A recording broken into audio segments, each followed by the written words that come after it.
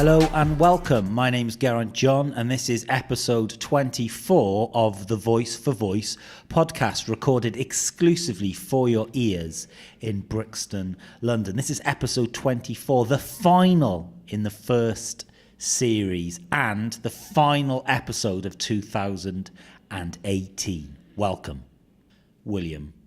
Hello. How are you, mate? I am good, yeah. So this is the final episode. So we've been doing this for months and months and months, and this is the final, not the final episode ever, but the final episode of 2018. Thank God. Yeah, what a whirlwind this has been. Definitely the highlight of my week, though, just sat here talking about voice with you. Yeah, when did we get going? I think we got going in June, when I got back from VoiceCon in New York. Yeah. So...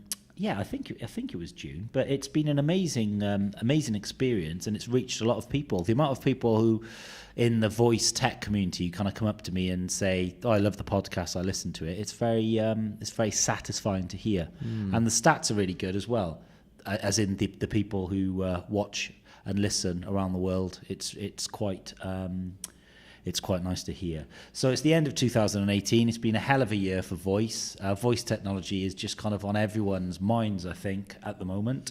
And I've got a feeling that next year is going to be pretty mega.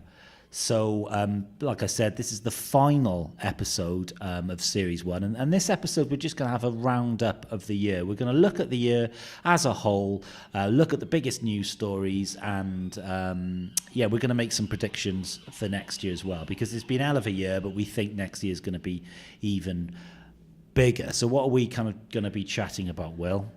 So, as you say, we're going to be looking at 2018, obviously a massive year for voice technology.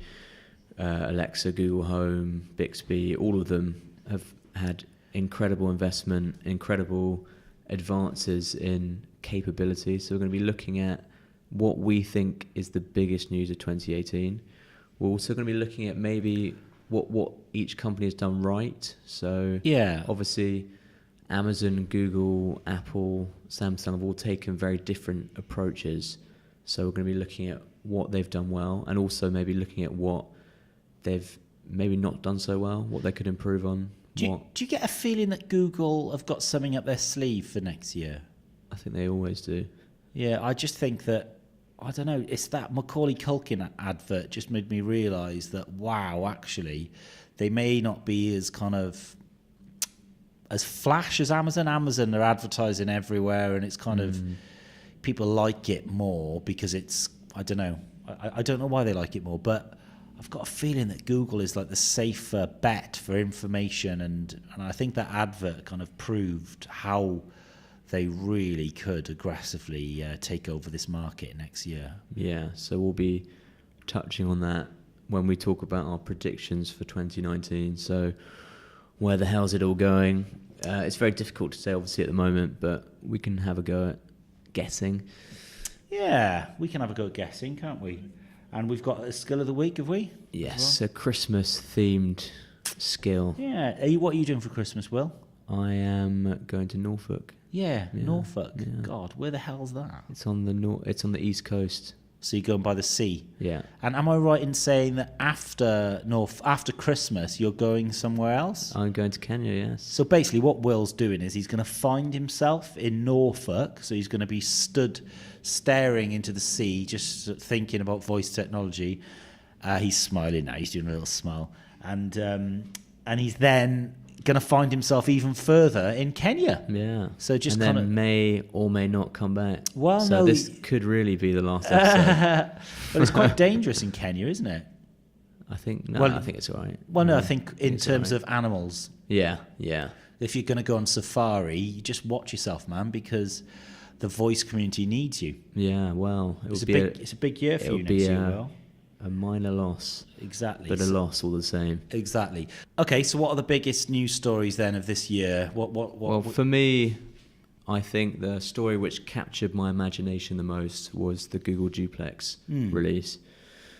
Now, for me, that was a complete jump in anything I thought was possible in voice technology. So I think a voice assistant taking initiative like that, the ums and ahs of the conversation, reacting to really poor quality audio on the other end, interpreting broken English. It was really, really impressive. And I think that was a glimpse of what is possible in the future. Yeah, certainly what's possible from Google. But isn't there an argument that it was a bit of a publicity stunt? Yeah, I think... Because it hasn't actually been rolled out properly, is it? So No.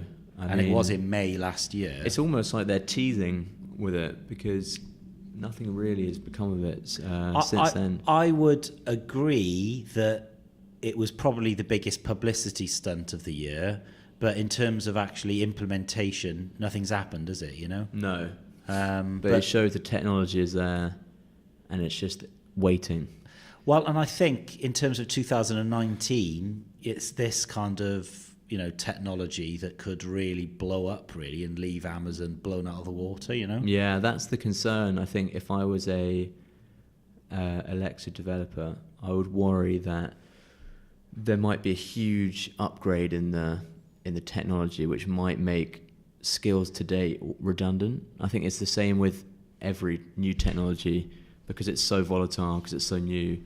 When people were creating apps when they first were released on iOS, there would be a big update, and all previous apps were basically rendered Well, it's great for pointless. agencies and Yeah. I guess it means that you can creating skills, keep charging money. But I think this probably gives a bit of reluctance for big brands to spend a lot of money on building a voice app, knowing that the game could be changed.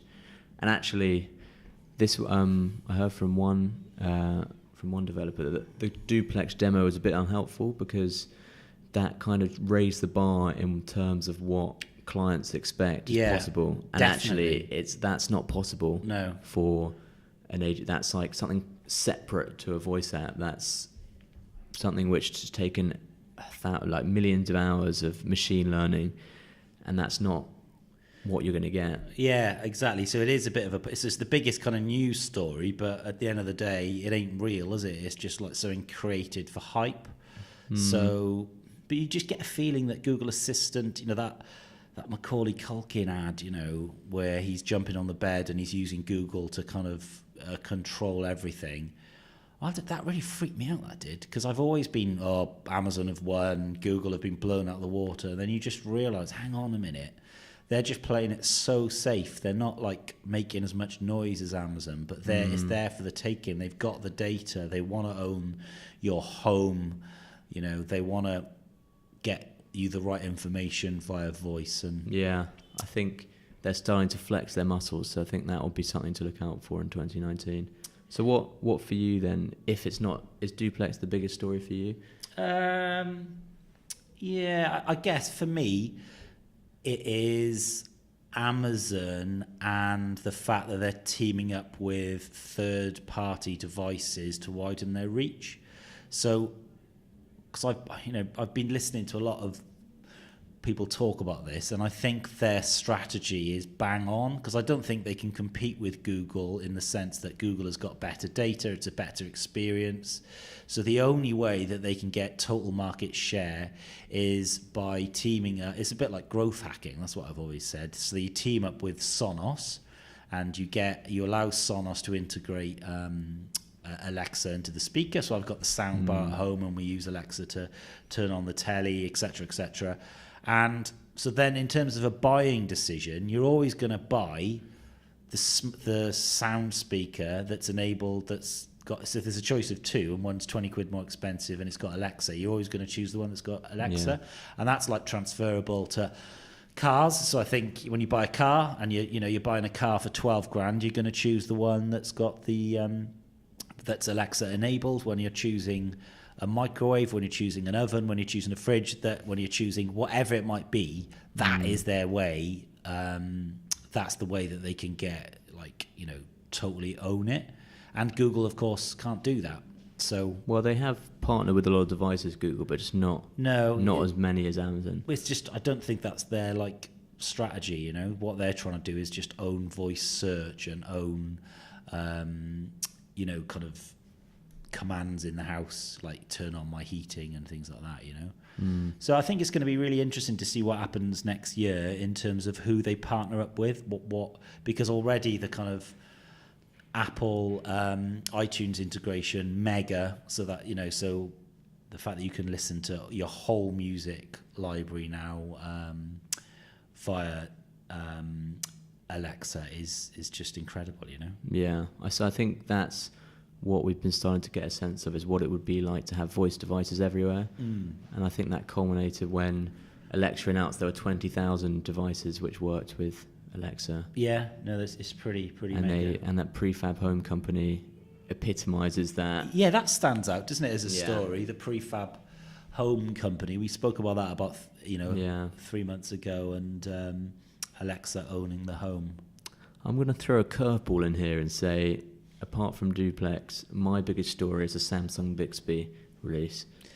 Right, okay, that's controversial. So think about it.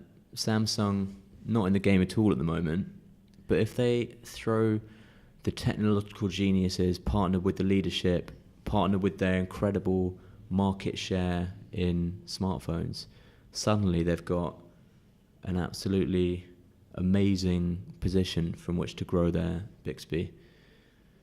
And I think what the difference is they control so many smartphones that they have both the software and the hardware, their full stack, right? Whereas Alexa is going to struggle without a phone. And I think a lot of people, including yourself, have been hoping that Amazon bring out a phone to get past this, but it doesn't seem to be happening. Yeah, well, Siri doesn't seem to be as effective as I thought it would be, in the sense that I thought that shortcuts was going to be a huge thing that would revolutionize the way that we kind of plan our days. And I don't use the shortcuts. I just don't, you know, I don't. And but the thing is, as a non-Samsung owner, I've never owned a Samsung. I can't really. Well, as the voice for voice, I should be able to, but I'm a very honest and transparent person. I can't relate to it because I don't own one, so maybe I need to own one. But the figures speak to them for themselves. Well, we should get a Bixby in here and and do some testing. We should get in touch with them and just see what they're up to. But I think sheer volume, and you're right about the technology as well. So the fact that they've got a technological advantage would appear that. And don't forget, I mean, it's not the biggest. They're news basically story. bribing Google. Blackmailing Google to give them access to their AI in exchange for allowing Assistant on Samsung devices. They're basically getting them to hand over a lot of the research that they've done. So they could develop very, very quickly. But it's not going to be it's not the news story of the year, though, is it? I think it doesn't feel like that now, but maybe in 2 or 3 years we'll look back at it, and it may well be. But what about the Echo Dot on Black Friday and the fact that it sold out? You know? Yeah, That's pretty mega. What's interesting for me about that is that it shows that it's not a novelty, these devices. You think that, because it's always sold very well, the Alexa devices, but you think maybe that it would tail off a little bit. But I think that shows that it's really not. If anything, demand is getting stronger. Yeah. We're seeing demand from people who've never bought an Alexa before, but also from people who already have them, and they just want one for every room in their house. So I think, it's really, and I think the biggest story is the amount of devices which have been sold this year, because it's something absolutely ridiculous. Well, the total number of voice speakers in the States alone is something like 60 million or something. Yeah, I think adoption is crazy, and I think that target audience now is just so big that voice is just going to become massive for people who want to reach those people. Yeah, it's like what we say, the more and more brands that kind of build the skills. So it's down to the kind of the brands now to build skills and to treat skills from, you know, an Alexa point of view as a website. So so I keep on saying, so you build a website. What are people are looking for certain information when they visit your website. So if it's a trainer company like Nike, they visit the website probably to purchase something, to find the newest releases of trainer.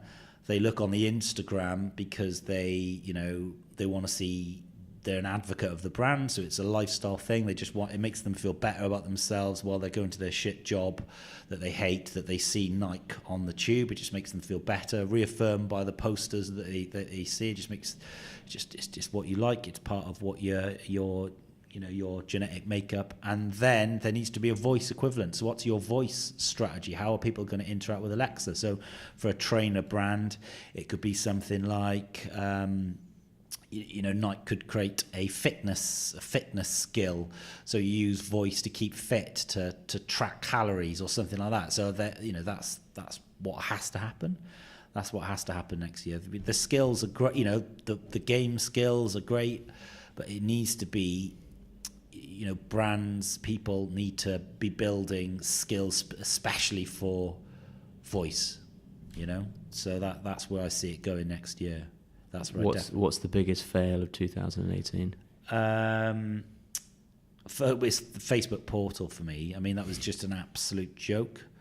Embarrassing. I think Zucks has had a very, very bad year. I mean, he's I mean, I'm sure he's made loads of money, but I think he's been kind of exposed as a bit of a bit of a kind of spy staring at us, listening. He's probably looking and listening at me right now. Yeah. He's got eyes. He's sat at home with his big hairy dog, just like looking at the voice, listening to the podcast, getting angrier and angrier about the things that I'm saying, looking at Will, saying, I heard Will's going to Kenya.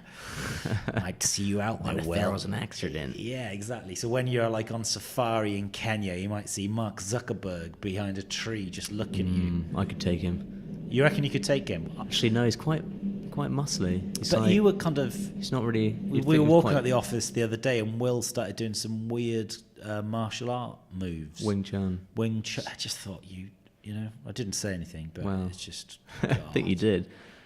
Embarrassing. So what about what's the biggest fails for you in 2018? I think it's Portal, without doubt. But it's Alexa enabled, the Portal, that. Yeah, I mean, but what's the point? What are they trying to do except for spy on you? Yeah. If they're not even going to release their own platform, then it's just like a video messaging thing with like a camera which you can shut. It's just a shambles. Anyway. So what did Amazon get right then? This is obviously the strategy has been, I think for me, what they've done really well is their business strategy has been really good. So the partnerships they've made with other companies, and the platforms they've released which help other products integrate Alexa. So I think that's probably the best thing they've done. So now any manufacturer can integrate Alexa. Yeah, they just have to apply. It's really simple. So if you're a light bulb company, if you're a vacuum cleaner manufacturer, you can apply to have Alexa in your device. And I think that is what will help it grow. Yeah, they're certainly very, very active, aren't they? And the developer tools as well seem to be pretty banging. That's a big thing as well. The interaction with developers, third-party developers. Yeah, because we obviously help arrange the Alexa Dev meetup in London, and there's a really nice vibe there whereby they're obviously clearly looking around the room, and the guys in the room are the ones who could potentially skyrocket Alexa. And so this has created something like 50,000 skills. This is how they've got to 50,000 skills, is by encouraging this symbiotic relationship with developers. But being cynical for a moment, how much do you think these third-party skills are helping Alexa? I think some like Sonos, like that sort of thing. But no, just skills alone. Because you could argue that the main use cases are still to listen to music, still to set a timer, and these are the kind of original skills. Yeah, but it's like I keep on saying, it's the content, isn't it? It's when people realise that it's just another way of getting content out there. So when people work that out, that's when it'll really connect with people. Because at the moment, it's not connecting with people. Don't think that, which is why it's a little bit confusing still. I think like when I went to VoiceCon back in May, I think the expectation was, wow, this is going to go massive and someone's going to create this skill which is going to be like the Minecraft or the equivalent of something that's going to blow up and go viral, and nothing has happened. Nothing. So there's, you can see in the skills store, they're all right and they're great, but there's nothing that's connected with the human population, the population of the world. And I think when that does happen, that's when, even the app equivalent, something that, keep on saying it, but Deliveroo or Uber, there needs to be a voice version of one of those that people just use day to day to make life easier and to save time and money. I thought the reviews were pretty good, though. The fact that you can leave reviews. Yeah, that solved a big problem, being able to leave voice reviews. Yeah, which I did a few times. The microwave, a bit weird, but I can definitely see where they're going because... Yeah, I guess that comes back to the partnerships with manufacturers. Yeah. And obviously the new show, amazing. I thought beautiful screen, looks really beautiful. It's actually like a piece of furniture now rather than a Star Trek kind of gimmick. And the app as well, the fact that you can use voice to integrate with the app to kind of... Yeah, I think nameless invocation is a huge one as well. So 'cause that's helping skill discovery. Lots and lots going on. Anything they could have done better though? Well, I think the skills need to be better, don't they? Yeah. I think enabling the skills is still a nightmare. When we try and enable the skills, it's just always the most stressful part of the podcast preparation. But yeah, I think next year is going to be focused on third-party devices. It's going to be focused on content and just improving the way that you enable skills and interact with Alexa. Will there be any new devices next year, do you think? I'm sure there'll be loads. Yeah. I'm It's sure quite there'll be loads. expensive, all this, especially when you have to buy them. Surely I should be sent them. Anyway, so what did Google get right? I think the Home Hub is great. Yeah. The new Home Hub. I think that is going to be... The pricing is very competitive. It's only £130. I think that coupled with Google software is actually a really strong offering now. And the smart picture frames were really big as well, weren't they? So a lot of people really... Yeah, exactly, yeah. So that's... Even that feature alone, for that price point, is actually very attractive, especially to the older generation. I think apart from that, Duplex obviously was very good. Bilingual Google Home, very handy. And they've also actually ramped up the amount of partnerships they've had as well, similarly to Amazon, just not quite as many. But in terms of expansion, they've actually done very well. So yeah, it's going to be fascinating to see what happens next year. It really is. Yeah. I think what they could do better is more interaction with the devs. We need to go and hang out in Google a bit next year, don't we? No, it doesn't seem like there's any No, I don't feel very welcome. No. No one's reached out to me or anything. No. Which is, they should really, shouldn't they? Because obviously... Well, it's a voice podcast and they create voice devices. So. True. And then Apple, well, there's not much really to talk about here, is there? So basically no voice strategy. Siri is just,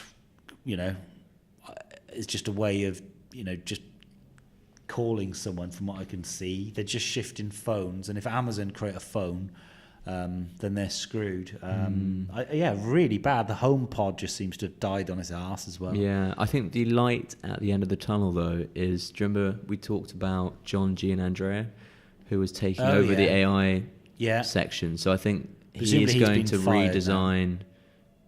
Why do you like this guy so much? Well, he's just... it just shows that they've got ambition to completely change Siri and make it a much more, hopefully, interesting... Yeah, well, they've got... It's an open goal, isn't it? Because they've got... These phones are in our pockets. And they were the first ones to bring voice technology to the public consciousness. They were, weren't they? With Siri, they were way ahead of their time. So I think it would be sad if they were to just drop off now. Sad? Yeah, because I think they did a lot of hard work to get it to get people familiar with it. When it started out, everyone was like, "What is this?" And without Siri, you could argue that Alexa wouldn't have taken off. So what about you? What are your goals for next year then? Have you got any goals? My personal goals, or well, just whatever. I think it's good. I don't know really. Nothing in particular. Just keep surviving. I'm doing a marathon in April, so I'm training for that. I'm going to get super focused on that. I did one about 10 years ago around Lake Garda, and it was like the best thing that I ever did. It's like exercise. I want to continue exercises, be a bit more zen, and the agency is having a bit of an overhaul in January as well, because I think we're going to really refocus that on new services, obviously voice being one of them. So bring it up to date a little bit, because there seems to be a disconnect, doesn't there, between the podcast voice stuff that we're doing and the agency. So we need to kind of bring the two in together. So that's what I'm going to be kind of thinking about all over Christmas, writing things down on pieces of paper. But I think this year's been a great year, favourite year ever. It's just been awesome. What do you think Amazon's goal is for 2019? I think that it's to get into the public consciousness somehow. So they're selling the devices, but no one knows how to use them, apart from playing Spotify and the usual things that we talk about. So I think that's their goal, to increase use cases. Yeah, that's what I'm picking up when I'm going there. Yeah, they're really encouraging the people to build the skills, but the skills haven't connected yet. What about Google? I think they just want to get into people's homes and obviously, and I think it's going to be much more a reserved approach, but it will be the kind of new voice internet basically. So it replaces a traditional way of searching. It's a new way of searching. I think if we're sitting here this time next year, we'll be looking at a very different voice landscape. And I think it will be much more Google than Amazon. Wow. What a prediction. So, okay. Should we do our skill of the week? Yeah. Yeah, okay. Alexa, open Christmas countdown. It's 5 sleeps until Christmas. My friend Santa has an update for you. Ho, ho, ho. The elves and I have been singing lots of Christmas carols today. Do you like Christmas carols? Yes. That's excellent. Come back tomorrow for another Christmas update. I thought he was going to sing a carol there. Yeah. So my kids are really into this skill because obviously they're kids and they love Father Christmas. So having a bit of fun at the moment at home, just Santa spotting, just, he's up there on the roof. Have you seen him? Wow, look, he's in the window. And they seem to fall for it, which Gullible. is great. Yeah, that's great. Yeah. So, it's a bit weird they just asked if we like Christmas carols and then left though. yeah, it's just a gimmick skill, isn't it? It's just a gimmick Christmas skill. It'd be nice if data about. Yeah, no, it'd be nice if there was perhaps a bit more, Christmas carols and stuff like that. Yeah. So should we do a head-to-head as well? Should we do a the little final one of Series 1. Exactly. So, it's Christmas, so we're going to go for a little drink after this podcast, I think. Just quickly, who do you think has won overall? Google. Yeah. Interesting, actually. That's really interesting. Okay. But Alexa can have a shot at dignity. Alexa, find me a bar in Brixton. Here are a few top-rated ones in Brixton. 1. Cask Pub and Kitchen. 2. Where's Queen's that? Palms. 3. Dandelion and 4. Gong.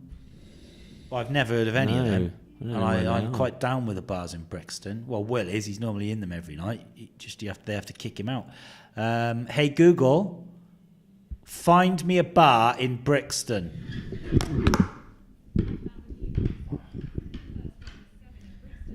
Cut. Okay, yeah, we'll just go back to Hey Google, find me a bar in Brixton.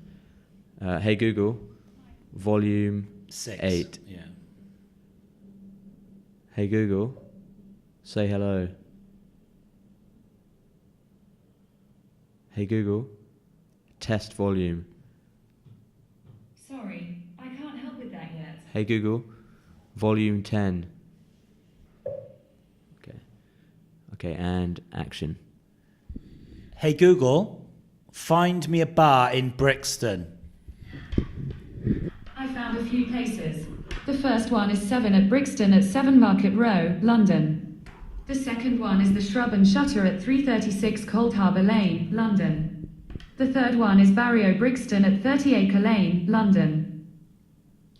Well, for me, Google won that again because clearly I've heard of those bars and the Amazon ones. And it's probably based on their review system or maps. Exactly. So Google wins it. Amazon, man, you need to sort yourselves out because you may be marketing yourselves a bit better, but Google is giving the best information. So there needs to be some sort of local skill with all the, with all the bars listed. Someone needs to build it. So that brings to the close. All right, Dan. So my friend Dan Tite is finally, you've joined the podcast in the final minute, Dan. Presumably you're just sat in, Lord Dan is just sat in his office in Cardiff, just looking cool, looking forward to Christmas. Dan Tite is the king of Cardiff as well. So he presumably at some point will be kind of, I don't know, the Lord Mayor of Cardiff. Because if you met Dan? No, he is like, look, if he lived around here, he'd own it, He's a hell of a boy. So that brings to the close another episode of the Voice for Voice podcast. We really appreciate you listening to this podcast. It's been such a blast recording it this year for you. Yeah.